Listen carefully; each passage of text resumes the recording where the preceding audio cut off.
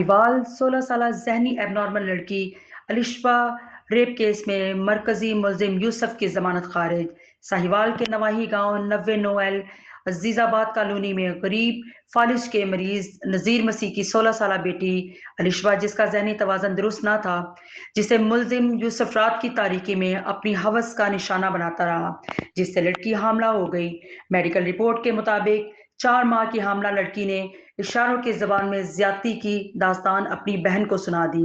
जिसके बाद खबर मिलने पर पाकिस्तान में इंसानी हकूक में काम करने वाली तंजीम CTS पाकिस्तान की चीफ एग्जीक्यूटिव मिस कैथरीन सपना और CEO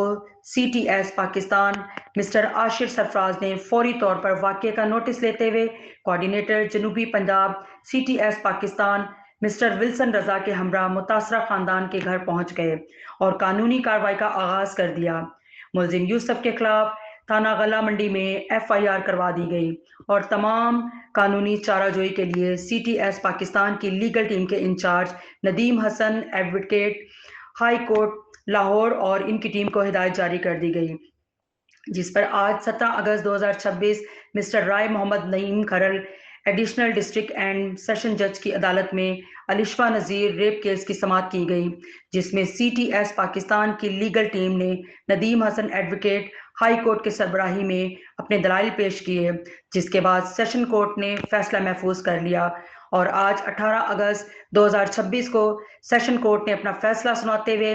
अलिशबा नज़ीर केस में मुलजिम यूसुफ की दरख्वास्त जमानत खारिज कर दी। CTS पाकिस्तान ने हमेशा खवातीन, कम उम्र बच्चियों और बच्चों के हकूक़ के लिए अपना भरपूर किरदार अदा किया गया है। कैमरामैन टीम के साथ नाहिद अंजुम, WNS न्यूज़ साहिवाल।